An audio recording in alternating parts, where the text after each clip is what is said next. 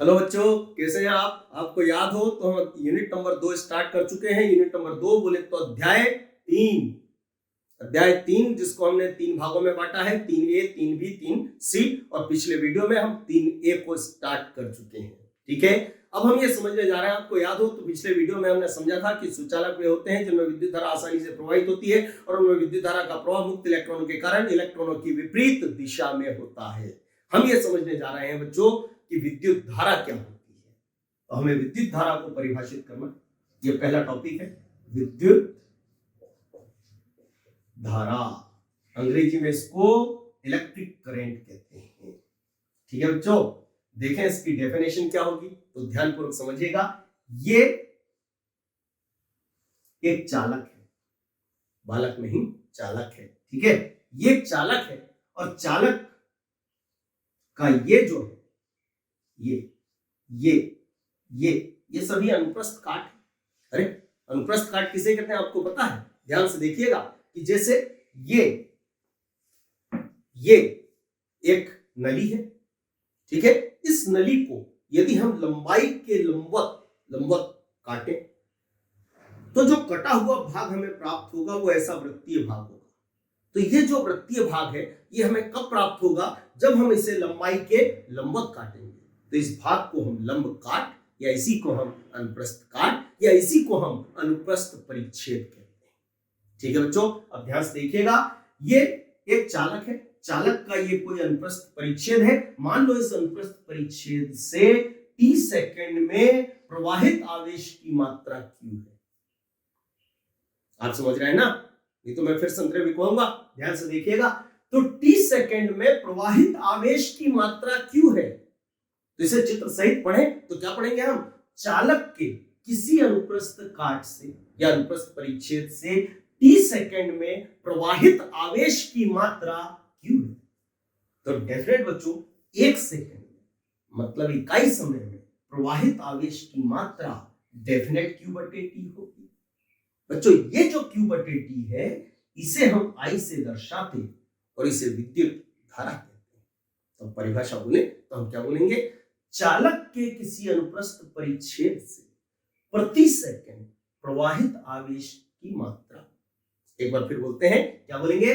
चालक के किसी अनुप्रस्थ काट से या अनुप्रस्थ परिच्छेद से प्रति सेकंड प्रवाहित आवेश की मात्रा को विद्युत धारा कहते हैं।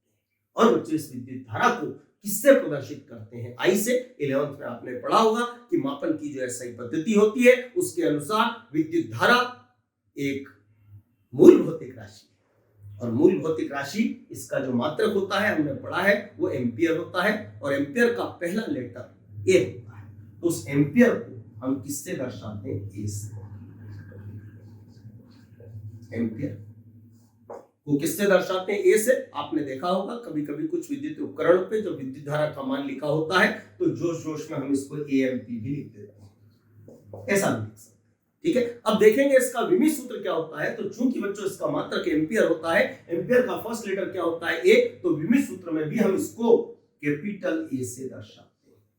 ठीक है बच्चों, यहां याद रखिएगा कि विद्युत धारा एक अदिश राशि है। प्रश्न उठता है अदिश क्यों है?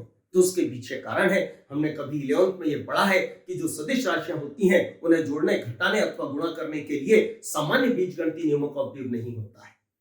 ठीक है, जबकि अदिश राशियां जो होती हैं उन्हें जोड़ने, घटाने अथवा गुणा करने के लिए सामान्य गणितीय नियमों का उपयोग किया जा सकता है। और जिनमें सामान्य गणितीय नियमों अर्थात बीजगणितीय नियमों का उपयोग किया जा सके वो अदिश होते हैं। इसलिए विद्युत धारा एक अदिश है क्योंकि इसे जोड़ने, घटाने अथवा गुणा करने के लिए सामान्य गणितीय नियमों का उपयोग किया जा सकता है। ठीक है बच्चों, अब हम ये देखने जा रहे हैं कि विद्युत धारा का मात्रक SI मात्रक एम्पियर होता है। इस मात्रक की परिभाषा क्या होती है? ठीक है, तो आपसे पूछा जा सकता है कि विद्युत धारा के SI मात्रक अर्थात एम्पियर अर्थात 1 एम्पियर को परिभाषित कीजिए। तो देखें परिभाषा क्या होगी, ध्यानपूर्वक देखिएगा। हमें परिभाषित करना है 1 एम्पियर को, एक हिंदी में लिख लेते हैं एम्पियर को परिभाषित करना। देखें इसकी परिभाषा क्या होगी। तो बच्चों अभी हमने जो विद्युत धारा की परिभाषा पढ़ी, आप जानते हैं I बराबर Q बटे T होता है और इसमें T क्या है? तो आवेश प्रवाह में लगा समय और ये प्रवाहित आवेश की मात्रा और ये है विद्युत धारा।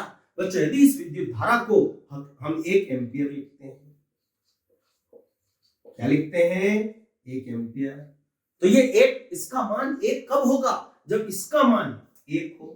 बच्चों मात्र कूलाम होता है, कूलाम होता है। बटे में क्या लिखा हुआ है? समय। समय भी कितना हो? 1 सेकेंड हो। समय का मतलब सेकेंड होता है, तो इसे 1 एम्पियर कहेंगे। तो परिभाषा बोले तो हम क्या बोलेंगे? यदि किसी चालक में, यदि किसी चालक के किसी अनुप्रस्थ परिच्छेद से, चालक के किसी अनुप्रस्थ परिच्छेद से 1 सेकेंड 1 कूलाम आवेश प्रवाहित होते हैं, 1 कूलाम आवेश प्रवाहित होते हैं, तो प्रवाहित विद्युत धारा को 1 एम्पियर कहते हैं।